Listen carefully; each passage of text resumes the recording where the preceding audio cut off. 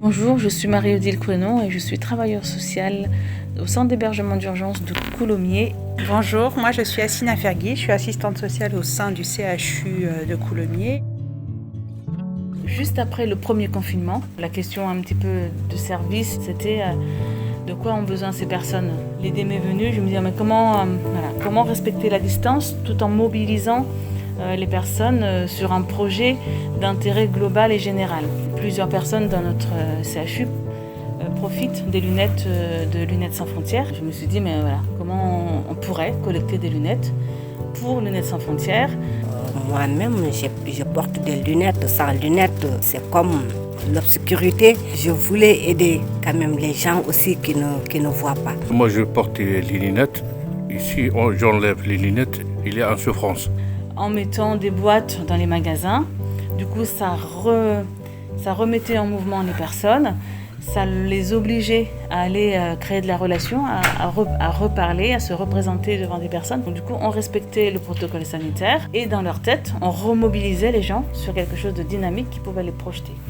Partout à Paris, j'ai déposé des lettres. Je suis Lomi Djambel. Il y a une boîte. J'ai donné tous les magasins à Coulommiers.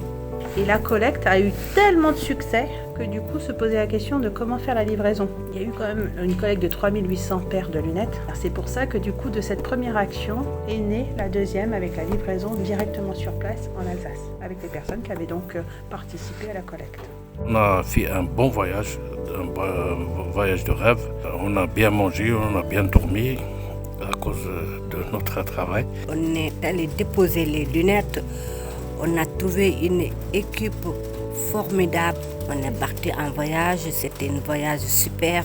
On a bien visité des choses. L'idée, c'était pas non plus qu'ils consomment un voyage, c'est qu'ils contribuent à l'organisation, à la préparation. Il fallait préparer de quoi on avait besoin, organiser les menus. Il y avait une réponse collective. On travaille toujours en équipe, que ce soit avec les collectes et que ce soit avec les personnes accueillies. Il a été une très bonne équipe.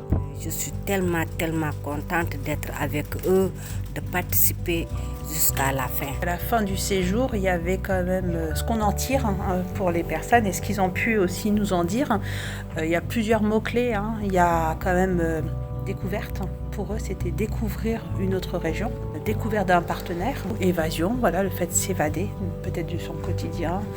Et puis il y avait quand même humanitaire, parce qu'ils avaient quand même bien conscience qu'ils étaient dans quelque chose de bien plus grand que Equalis, sans d'hébergement. Ça fait plaisir de faire ça pour aider les autres. Moi, j'aime les choses humanitaires pour aider les gens qui ont besoin. En plus, j'ai même vu le colis pour le Sénégal. Donc, c'est une fierté pour moi. C'est vrai qu'ils avaient cette notion qu'ils faisaient quelque chose au service des autres. Et je trouve que ça, à la fin de ce voyage, c'est vraiment quelque chose qui était bien ancré, qui leur a fait du bien de se dire, voilà, on a été utile et on reste utile, voilà, pour d'autres personnes dans le monde.